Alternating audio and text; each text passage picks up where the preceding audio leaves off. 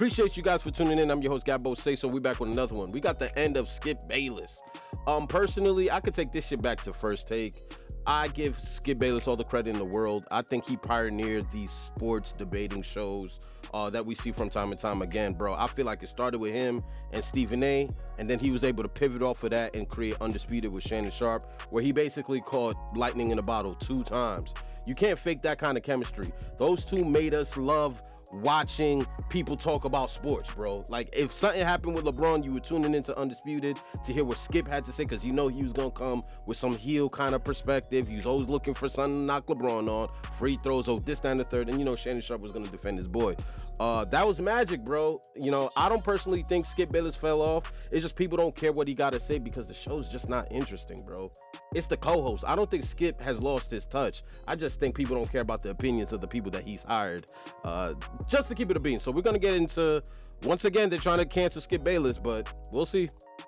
They're not talking like friends. They're not even talking like friends that are beefing. They're talking like strangers, like in a way. Bayless underestimated that he needed Shannon Sharpe for that show to be successful. Colossal mistake. I know what people are gonna say immediately after viewing this video. Mike, you're such a Skip Bayless hater. Why do you hate on Skip Bayless so much? And it has nothing to do with that. I don't even think what I'd be doing would exist if it wasn't for Skip Bayless paving the way. Whether you like him or not, he is a legend in sports debate shows, and there's no question about it. But at some point or another, everyone has their time. And at some point or another, it might be best to walk away. Before we get to the content, we're on a race to 1 million subscribers with my basketball channel, The Flight Mike. He currently has like 38K subscribers on us. So if you want to help us beat me, make sure you subscribe and turn on our notifications. Yeah, Tell the channel, good, bro. Now that we get all that out of the way, Million subscribers. Sheesh. I'm just trying to get to 100K.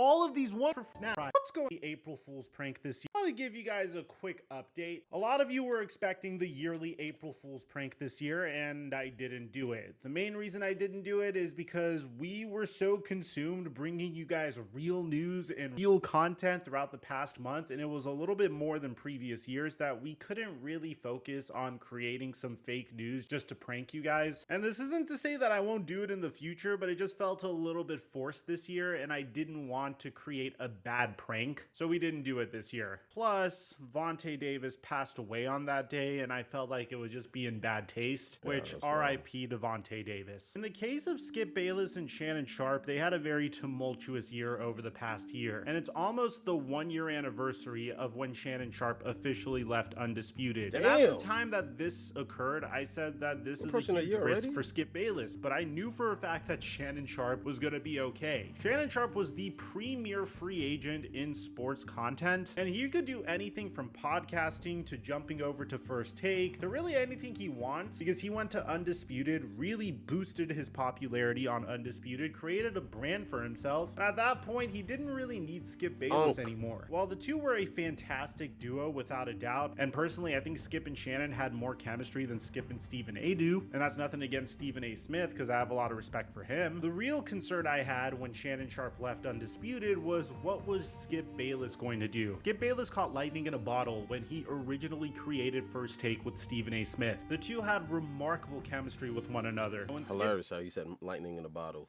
Like, I said that in my intro. Bayless left First Take in 2016 to join Fox Sports and create Undisputed with Shannon Sharpe. It was already perceived as a huge risk, but the risk paid off in the biggest way possible. Shannon Sharpe and Skip Bayless were arguably a better tandem than Stephen A and Skip Bayless were. So when Shannon Sharpe decided to leave Skip Bayless as a result of the issues that they were having, and by the way, Skip Bayless reportedly pushed for the firing of Shannon Sharpe. It wasn't that Shannon Sharpe left. There was Hold on, what? Bayless reportedly pushed. Shannon Sharpe was fired from Skip Bayless Undisputed. Didn't want to leave show, according to Stephen A. Smith. pushed for the firing of Shannon Sharpe. It wasn't that Shannon Sharpe left. There was a huge question about what the future of Undisputed was going to look like. And to be honest, while it did seem promising at first, Undisputed kind of came off as an unorganized mess, as Skip Bayless didn't really find his new Shannon Sharpe to begin with. Rather, he had a revolving door of potential co-hosts to come in, including Keyshawn Johnson, Michael Irvin, Richard Sherman, Chris Broussard, Rachel Nichols, Lil Wayne. No, seriously, Lil Wayne would come in sometimes. And while I did praise Skip Bayless for bringing on Richard Sherman originally, and I did praise Richard Sherman for giving it a go, the ratings have been plummeting ever since. Meanwhile, Shannon Sharpe has done probably the greatest thing he could have done for his career. He decided to make regular appearances on First Take so he could guarantee himself that public national TV exposure that he was so used to. And on top of that, he would funnel that traffic to his podcast that is absolutely crushing it currently, Club Shay Shay. And Club Shay Shay is becoming more and more of a cultural phenomenon that is breaking out of just sports for Shannon Sharpe. People are treating Club Shay Shay as a version of the Rogan Experience. And if you take a look at the guests that Shannon Sharpe has been able to pull in, it's no surprise. Because I was watching Club Shay Shay before the Cat Williams interview. I'm not gonna hold you. Before he was on ESPN, I was watching him back when Skip kind of helped him set it up through Undisputed, bro. Bro, the guests that this man has been able to get, it's almost like daytime talk show on some Oprah shit, bro. You know what I mean? Like, he's not just interviewing athletes. I'm talking about A-list celebrities are pulling up to Club Shay Shay. Had guests like Dwayne Wade, Tyreek Hill, and most famously, the one interview that completely changed everything for Shannon Sharpe, Cat Williams. Cat Williams went on Shannon Sharpe's podcast and absolutely obliterated the universe. He called out every man there was to call out. He was calling out P. Diddy 2 months ago. The interview got 64 million views for Shannon Sharpe, but on top of that, Shannon Sharpe created a brand new show with Chad Ochocinco called Nightcap that already is over 1 million subscribers, and he just started it 5 months ago. This man is absolutely killing it on all cylinders. And when you compare Shannon Sharpe's multiple podcasts and shows to Skip Bayless's show and his podcast, things are just not looking good. I mean, take a look at the viewership for Skip Bayless's most recent uploads of his show. I mean, a lot of these are sub 1,000 views. And when you compare the views that Skip Bayless has been getting on his show to the Jeez, 800, 400, damn.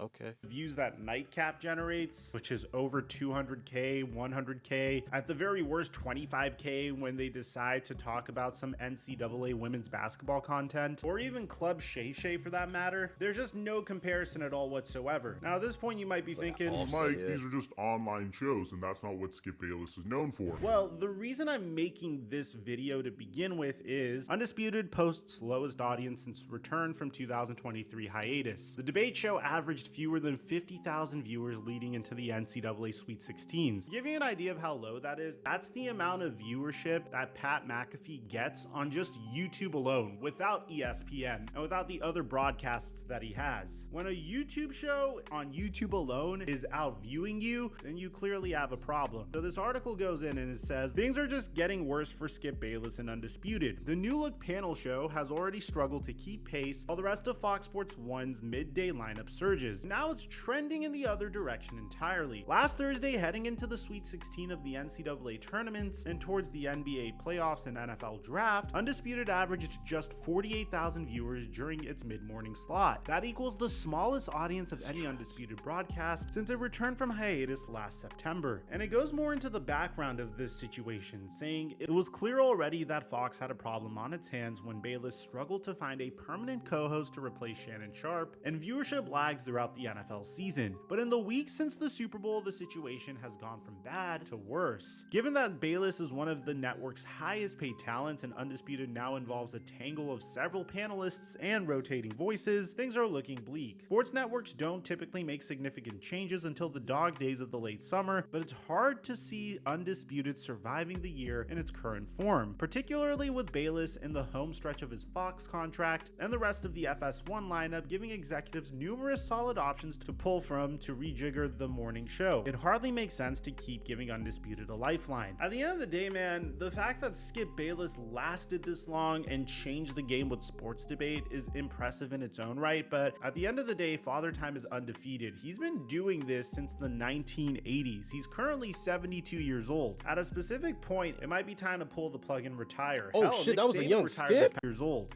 He's been doing this since the 1980s. He's currently 72 years old. At a specific point, it might be time to pull the plug and retire. Hell, Nick Saban retired this past year. The Patriots moved on from Bill Belichick. If it could happen to them, it certainly could happen to Skip Bayless. What is that, And I Skip don't at mean this in a 50? disrespectful way at all whatsoever. It was very risky to move on from Shannon Sharp, and Skip Bayless has been struggling to find a new co-host ever since. Do you really want to go into a brand new venture with a brand new co-host while you're 72 years old at this point? Let's say you find another co-host. How long are you going to go till? Until you're 78, 79, 80? At a specific point, it's time to look at your career, respect what you did, be proud of the amount of money you made talking about sports, take a couple trips to Cancun and see the world, and call it a day. There's nothing to be ashamed of at this point. Shannon Sharp is way younger and has way more left to achieve in this market than Skip Bayless does, so I don't really think it's fair to compare both of them. At the end of the day, I think we should look back at what Skip Bayless did for the sports debate show. The fact that he created this easily digestible, comical form of sports media where two individuals just yell at each other constantly. And while you don't always get top tier analysis from these shows, at the very minimum, you get some great entertainment. I personally think this might be the end of Skip Bayless, and if it is, then he had a remarkable career, and I honestly would thank him for all of his contributions in his career. Let me know in the comment section down below what you guys think about all this. Aside from that, I'm your boy Mike, and I'm dropping our mic